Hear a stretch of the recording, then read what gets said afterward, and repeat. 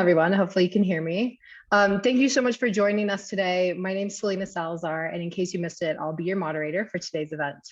I'm thrilled, we're thrilled to be here to open our virtual doors to you all. For today's event, you'll hear from me and our distinguished guest of honor in a sec, and we'll get firsthand insights as to what it's like working in tech and at Meta. We'll start with this fireside chat and move into a Q&A. I know Juana gave some instructions on how to do that. But please submit your questions to the Q&A box to the right throughout our discussion. With that, I'd love to kick off with introductions. So as I said, I'm Selena. I'm a product management lead at Meta by way of engineering, business school, Go Blue, and marketing. Pretty traditional, although at the time I didn't actually know it was traditional. I've worked at several big tech companies and currently lead the Portal TV team responsible for roadmap, vision, execution of that portfolio. I'm a mom of 3 young kids, so my hobbies include chasing that elusive uninterrupted sleep. Doesn't really happen. I'm an aspiring sneakerhead and a firm believer that there's a Jay-Z line for everything. That's a little bit about me. I'd love to kick it over to Jimena to introduce herself. Hi, everyone, and thank you so much, Selena. My name is Jimena. I do have a very non-traditional background for tech. I grew up in Mexico. I originally was an ice skating national champion, and I thought I was going to be an ice skating coach. Then I got on a scholarship to study in Paris, international business, and I thought I was going to be a diplomat. Then I moved into supply chain management, then consulting, and that's when my love for tech came in. I realized that I needed to be in the US for that, so again, took another scholarship, and through school started my way into product management. In fact, I interned at Meta almost 12 years ago. And from then on, that was really my opening the doors to the tech world here, and took different roles in product, eventually becoming the CPO of OkCupid, the dating company, as we took the company public. Then I pivoted completely from online dating into payments, and I worked that into it, the company that does QuickBooks and Mint and other products, including TurboTax. And now I'm here at Meta supporting customer experience for all of our products. Awesome. If you all don't have questions for her yet, I have so many, but we'll go into some of the pre-planned ones and then get into the Q&A. So Jimena, you built a thriving and fruitful product management career in both tech and other industries, as you mentioned. What are some of the lessons that you've learned over the years that might help other minorities or specifically Latinx and Latinas looking to pursue similar paths? Yeah, so it's interesting because when you are in a room when you don't see others like yourself, it can feel super lonely. And sometimes I struggle between, is that a place of fear or is that a place of power, right? Because when you're the only one, then you know that you represent a lot of others and your voice really matters, and you have a diverse point of view that is going to be additive. But sometimes it's almost like finding the courage to do that can be cumbersome or difficult. And I think the most important thing that I've learned in my career is that I need to think about strengths and weaknesses in a healthier way. So for instance, we Latinos can tend to be really hardworking and very humble in general. And the strengths that those entail, sometimes they also can represent weaknesses. So for instance, if we work really hard, that can really mean burnout towards the end of it. Or if we think about being really humble, is that you're not advocating for yourself. And before I had this model where I would think like, I'm in the weakness, how do I think about the strength? And now I've realized that it's almost like when you're going up a mountain. If you're in a strength, you're moving up and then you're at the peak. But then if you overdo it, that's when it starts becoming a weakness. So if we think about the example of working really hard, if you work super hard, you're at the peak, and at some point you overdo it, that's when you start getting burned out. So I think that it's almost 2 ways. A, to think about how that feeling of loneliness that can mean being the only person that has that voice also can be empowerment.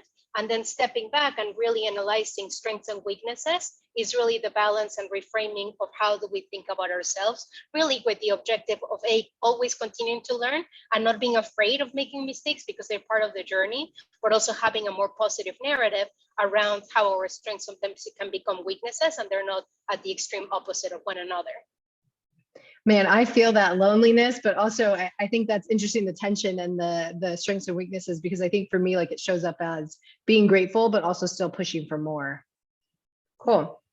So you mentioned in your intro that you've worked in tons of different countries and with different cultures, thinking back on those experiences, what do you think has been the most important skills you've picked up working with in those different environments? So I've worked in a lot of countries, in 16 so far. And I think that because I've always been a bit of an outsider, there's things that you pick up, like being extra empathetic or sometimes reading the room. But I don't actually think that people need to have lived in many countries to have those. In fact, us Latinos, in many cases, we know that there's an intersection of cultures, right? A Latino culture growing up perhaps in America, perhaps even speaking or understanding different languages. And I think that's really important because there's some key skills around it. Probably being better at observing, because you need to mediate between different parties, sometimes they're not having the same cultural understanding. And then I think it's another part that it's around empathy. Empathy is particularly important in tech because we're building products for people. And I think that's where having a different point of view, you can empathize with the users behind the screen. In fact, I think that nowadays we see the Latinx community really thriving and being the users of many of those products. And even recently, I've been working also on racial justice at Meta. And when we were thinking about who are the product teams that are behind those products, we realized that we needed more of those voices because they're the voices of the future. Or even now that I'm working on customer experience, I tell my teams that the teams that we need to build must reflect our users, and hence there's a real value in diversity. In fact, even now I'm going to go on a bit on a tangent on diversity. I think there's a value also in empathy and leadership that Latinos can have. To give you an example, just this morning I was talking with my team about what's happening in the news with Ukraine and Russia. And even though I have never lived there, I could really empathize because I have family that is far away and I get really worried about them. So that place of empathy can really not only translate to the products that we build for our users, but also when we can be the team or the people that can bring a lot of people together. And that's just because that's something that we do at home and that we have been particularly good at having to build through our lives. Yes, I also think it's super important to call out that we are not a monolithic group. Like myself as a Mexican American, I see cultures differently, but I can still see the difference and feel some of what you're talking about. But you and I, even from like same country of origin, kind of, are still very different. And we all just kind of get grouped together, which doesn't really ever make sense. Yeah, in Awesome. fact, one thing about Latinos is that I realized that I was super empathetic with people from different countries, and I could understand that people would have different accents. Growing up and working or studying in Europe, I would be like, oh, that French accent is really cute. And then when I came here, and it was back in 2016, I was working at OkCupid, and it was during the presidential election. And all of a sudden, people were talking really badly about what it meant to be Mexican. And I started freaking out and thinking about my accents. And I was like, perhaps I cannot be a spokesperson because I'm Mexican, and that's not something that perhaps is good for my company. And what was crazy is that it was in my head, but the empathy that I would offer to others to understand that different cultures are additive and it's okay to have languages, I was not giving it to myself. And it really took me a lot of time to re-understand my own value so that I was not the one that was being extra harsh with myself. I needed to almost like re-advocate myself and re-embrace myself and extend myself the same liberty, freedom, and love that I was giving to others. Yes. Also, Mexicans are perfect. So you ping me whenever you need a hype person. So it's interesting looking back at your career and colleagues, and we talked about the difference in some of the Latinx community. Are there any specific areas that you've seen Latinx individuals seem to struggle with, and have you had any tips? Do you have any tips to share on how best to tackle those? I think that this is a sensitive subject because it's like humans, right? Like you could generalize Latinx. We grew up perhaps at the intersection of different cultures. Perhaps there's a Hispanic background, but it's also very difficult to say like, are we all something? There's so many countries in Latin America and Spain, and even growing up in the US, that's a very different experience from say the one where I grew up in Mexico, and I was never even doubting what it meant to be Mexican. But I think that there's one thing that at least has happened to me, and sometimes I see it when I'm working with Latinx ERGs, and that's communication. I don't know all of you, but I learned, especially when I hear my mom tell a story, she'll start with like, there was the neighbor and her name was Juanita and she was wearing a pink dress. And then 5 minutes later, she Yes, gets to the bottom of what she's talking about. all And the even, details. yeah, exactly. And that we do because sometimes offering context, it's caring and it's really just about that relation and conversation. And once I became an executive, people were telling me like, Jimena, your communication is not crisp. And going back to that struggle between self-confidence and what it means to be yourself, I thought, does that mean that I need to change? Like, is it really about myself? And does that mean that I don't have a place in the workplace as an executive? And I think that that was a really almost I was coming from a place of fear. And when I really needed to understand is that it could also be an opportunity for growth. So what I realized is that as growing up in Mexico, I'll always care about people and I have this element of warmth and empathy. But on the other hand, for an executive, especially now I support teams in all around the world, I need to be really good at communicating and I need to write messages all the time. And if the messages are very long, people are not going to get it. So what I realized is that I could be very succinct, but still keep my Mexicanness or my warmth in a different way. So summarizing on this one, I think that sometimes separating what is feedback, what is your core, it's really complicated. But I think that if you all find a way to understand the growth piece without losing yourself, if that's the place of growth. What about you, Man, Selena? I don't think I got that gene. I could totally relate to the family stories and how people talk, but I think I got the opposite end of that. So sometimes I struggle with adding the right amount of context because I have all the context in my head. So while my messages or my writing or my responses might be short, I have to make sure that I add the context that I have that other people don't, so that they can kind of get to where I am. But it's super interesting. I think communication is hugely important. What have you Uh, seen actually? You work a lot with product teams or have also a Hispanic background. Is there anything that you have seen that has been a particular hurdle for you? For me, it's interesting because I work on hardware devices, and as we're building these things, we think about use cases. And I'll give an example of a use case that is totally spot on for me, and everybody just kind of stares at me. And I'm wondering, like, did I not say it clearly? Do they not like what's the gap here? And it's that they've like literally never thought about that. So for me in portal devices, we recently created our first portable one, which is Portal Go. And one of the use cases that we talked about was like, well, like when you order something online and then you call your cousin and you have to try it on and you want to show your cousin what it looks like because you have to get your cousin's advice, right? But you have to show it with the earrings and like you have to walk with it. It's not just selfies, like it's beyond that. And dead stares in the entire room. And I was like, okay, it was an interesting environment, and I didn't really actually know where to go once that happened. But I'm learning, and it was an interesting experience that we still joke about on the team actually. Yeah, I actually find that a lot when in building diverse teams that the first time when you're the only one, it gets complex because people don't understand your point of view. And sometimes it does take a lot of effort to repeat yourself until people get it. But I've noticed that once people start getting it, it just becomes an additive circle where they didn't have that experience. And we have it a lot in product, especially when people just don't understand their blind spots. And it takes a bit of a transition period to understand that there's a blind spot, but then that blind spot actually represents a lot of people that are using the product. So I think that Yeah. that's the place where sometimes I get worried that people are going to stop saying things. Like the first time you said it and you had the blank looks that you would just like not say it again. But I think that sometimes it takes a little bit more of self-assurance to be like, no, what I'm saying is right. Then people get it. And then they come to you to be like, so what do you think about this thing? Exactly. So like the first couple are a little bit awkward, and then after when folks start to get it and they're like, oh well, actually maybe Selena knows what she's talking about, I'm going to ask her again. And so then they start to come to you, which has been really interesting to see. Yeah.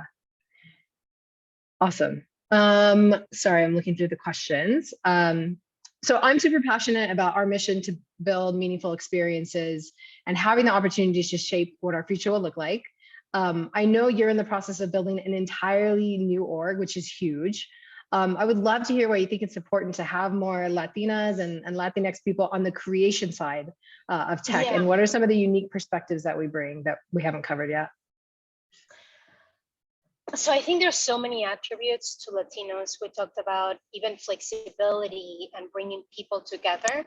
But I also think that there's the users behind, and again, we're talking about the billions, like the size of the community that is really important. And I think it goes beyond just Latinos. It's about the empathy that before products would be created in meeting rooms where people would fantasize about like the ideal user, and that would usually be like a person in the Bay Area that has unlimited access to money and resources and tech. And I think that nowadays we see that the borders of that is that there's all ages, all levels of tech literacy and devices. So now when I'm talking with my team about what does it mean to have a really good customer experience, is that support is available to everyone, but it's not just about, for instance, if someone reaches out to make a question on some device, let's even use Oculus, is that the answer should never be just a checkbox of like, we answered something. It's like how the people that are going to read it are going to understand it. To give you a simple example, my dad oftentimes forgets he's made a password. And he has never gone to the customer support help because he would just not even understand what it means. He just creates a new account. So what I'm now pushing the team to say, it's like, well, what do we, if we know that there's a problem, who's the person behind it? And what's the best way in which we're going to explain something? So here it could be like, my dad would probably need a lot of images or more detailed feedback and so on. And I think that's the empathy that goes from us thinking about products as like checkboxes and instead thinking about the user and how do we have that empathy to understand that there's a lot of circumstances around a product working really well. I love that. Users are not checkboxes, right? Users are people. Love it. And there's another part also that I think about, which is building teams. And it's that when we think about our careers, we often think about the skills, like, can you create a product mock? Can you be good at analytics? But over time, how you do things becomes really crucial. In fact, that's a very important piece that I would like to tell everyone and to acknowledge is that you get hired at the beginning of the career for the skills themselves. And over time, it's not the skills, it's how you do things. Like the people will, when they will hire Selena, they will be like, she was amazing at this thing. And I think that that's when really the cultural background becomes the how. So thinking about Latinos, in many cases, bringing a team together and being the person that cares about the other, if they're feeling sad, they take them for lunch, or they think about the social activities. Those things, I think that at the beginning of a career, we might overlook it because we just have grown with it. But then over time, it's like you're the glue in a team and you're also developing as a leader, one that is much more empathetic versus the ones that are just thinking about the product goals or the checklist versus actually building things for the long term. So summarizing, I think that that's something that we can bring to the table and that I'm hoping that all of you, like you have it inside and that you know that it's going to become your superpower. Yes. So well, let's check the questions. We had one about career change. Do you want to talk about that? And then I also had a question for you, Selena. I'm looking for the career change one, but feel free to address it. I don't know that I've made any drastic changes. I'm very traditional. Well, when I talk about it, I think the question is around changing from project management into product management. And I actually can talk about this because it's something that I'm currently super involved at Meta. So remember when I talked about racial justice and I mentioned that we didn't have many diverse product managers? What I realized is that it's not that we didn't have employees that were diverse, it's just that they were not yet in the product roles. And so what we created was a program called Product Career Exploration Program, where anyone that is an employee can come in and see all of the resources of what you need to learn to become a product manager. That's super important because one of the things that I realized is that access to role jobs, it's access to information. And if you don't have a friend who's an engineer or someone in the family or someone close by that can give you kind of like the ropes, it gets really tough. So my first thing was like, how do we make those things public? The second thing was like, how do we create mentorships? So now, for instance, we have 140 people that are being mentored by semester by PMs so that they can understand just even how to prepare for the interviews and then move on. So now specifically, this is for Meta employees, but Christina, for your question on project management to product management, I'll start with first the positive. You already have a lot going on that is really relevant. Like you can help with execution, probably there's a lot on analytics. And now what you need to think about is like the user experience, the research, and how do you think about goals? So my recommendation would be, there's a bunch of information already online. So first, it's like, how do you think about the skills that you need? In many cases, it could even be collaborating with someone to create a mock project for an app or something like that, so that you can talk about stuff. And then the second one is just about preparing. And that means, what are the stories that you're going to talk about? And very important thing, getting a job and changing careers is just a probability. It's not going to be zero, but you don't know what it's going to be over time. Say when Selena will apply to a job, she probably will get 1 in 2 at least. But probably when we both started, and that happened to me, my probability was say 5%. So that meant that I had to apply to many jobs until one of them would open me the door. So my point there is, it's all about preparation, but it's also a probabilities game. And when you start changing your career, you need to know that probably it's going to be very little, but even if it's 1%, it just means that you need to send 100 resumes and one of them is going to invite you. So never get discouraged. It's just understanding how over time that probability will change. And that just comes with experience. I also think to that, if you're changing, you don't have to change everything so drastically. So find the first role in that change that makes the most sense. However you tell your story, whatever makes the most sense for you, do that. And then you can change again, right? It's not the end all be all, that first one. You can keep changing and keep growing. And so not everything hinges on the first change out of project management. Which actually brings me to a really good question for you, Selena, which is that you have had such a good career and being in different places, from Google and Apple and Meta, where you're basically creating the list of all of the companies that people would aspire to be in. But tell us about what are the experiences or the learnings that you have had, so that people can get a break into product management or software engineering, even at some of these companies that people idolize and they would just not even know if they're ready to apply for those. Yeah, I think what's served me well is keeping in mind the bigger picture. I majored in engineering, not because it was going to be a really fun college experience or it was going to be, a good time.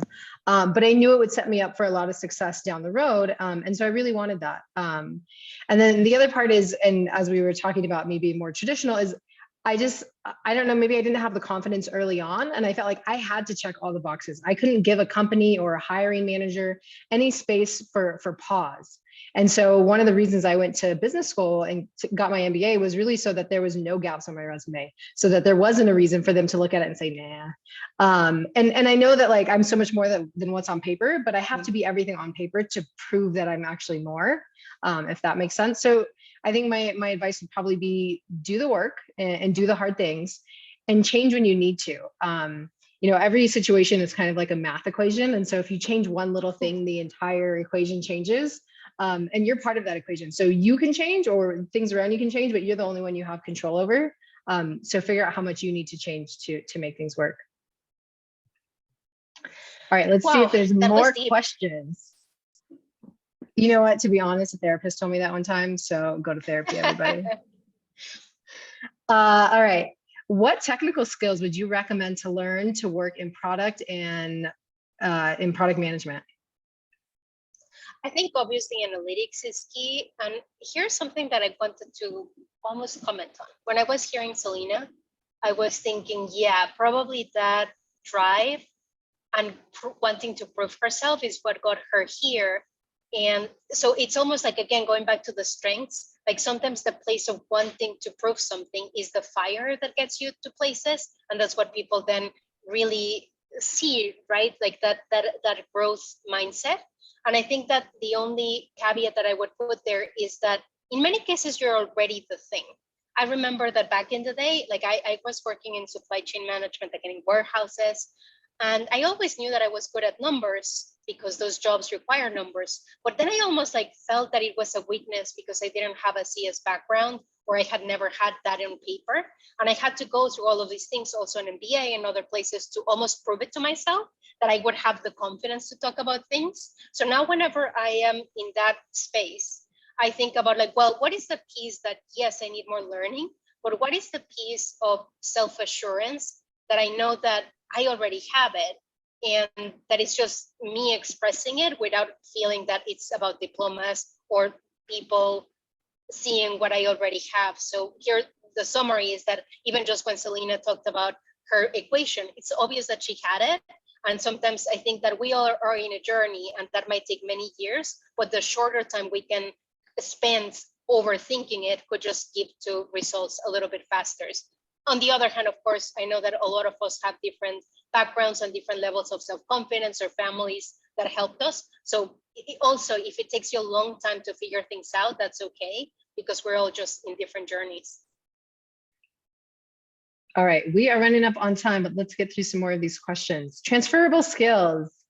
Jimena, what are some transferable skills that you took from ice skating to tech? Falling down. So in ice, it's serious. When you're in an ice skating, let me tell you a little bit about ice skating, because we're just watching the Olympics.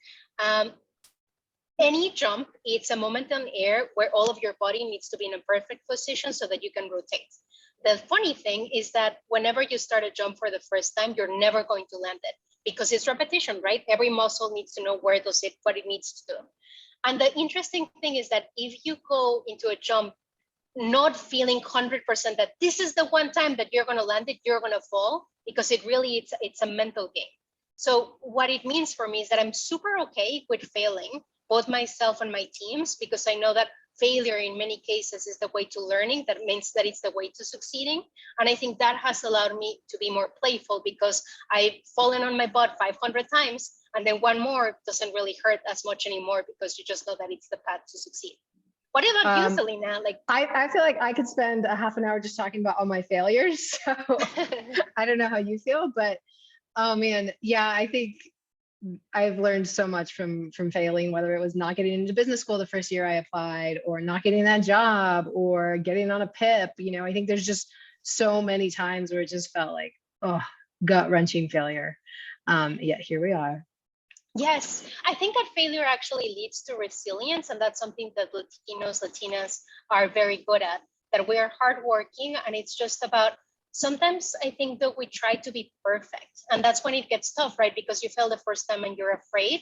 But if instead you lean on the resiliency, you know that that experience is just allowing you to know what to avoid, or the lookouts for, even like it doesn't even need to be about a job. It could also be perhaps about trusting someone that you didn't need to, or even knowing what are the boundaries on help. So it doesn't need to be all about the work itself, but also how you think about relations, and know that it's a journey, and that it's okay to not be perfect, or not have all of the perfect answers or the way to do things the very first time.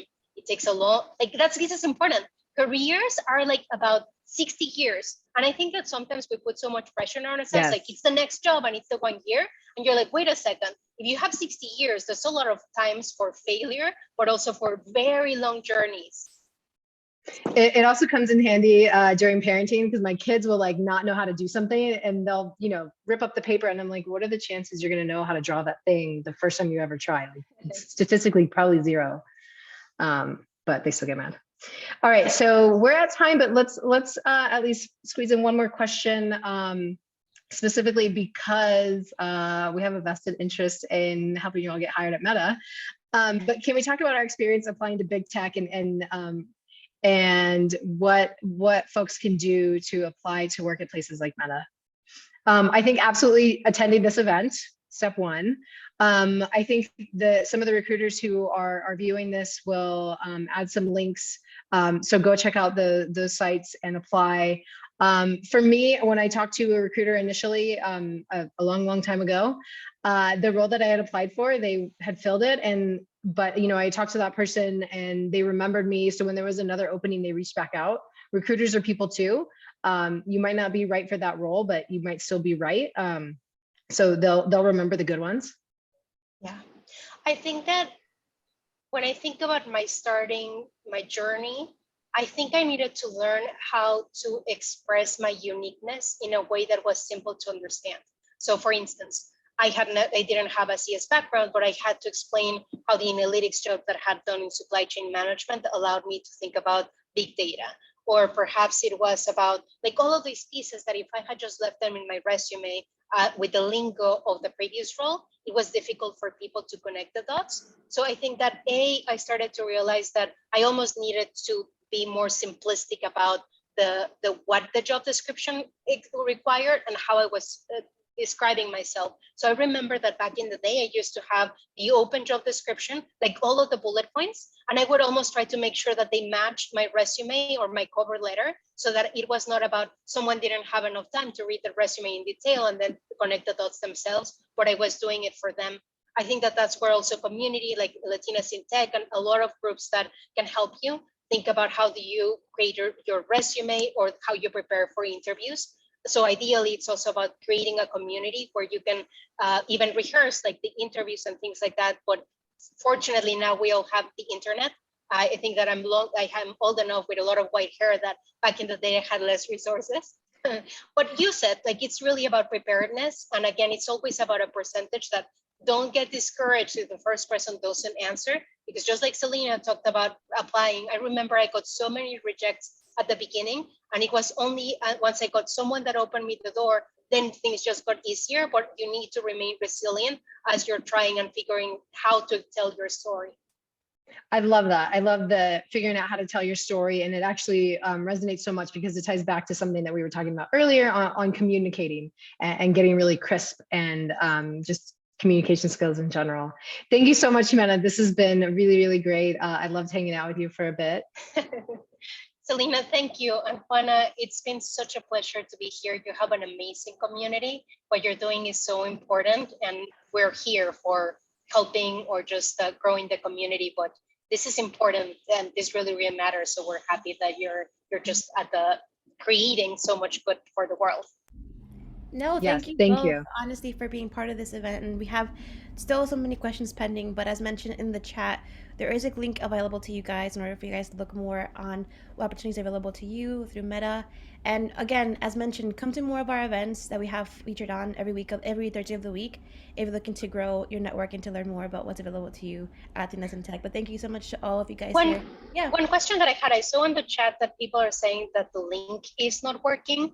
I know that we will soon cut off. Is there a way where people can It get works the real now. link? Oh, it works now. Perfect. Awesome. Yay. You fixed it. Customer support. Thank you so much, guys. Thank you. All right, have a good one, guys. Pleasure. Have a good day. Bye. Nos vemos. Adiós.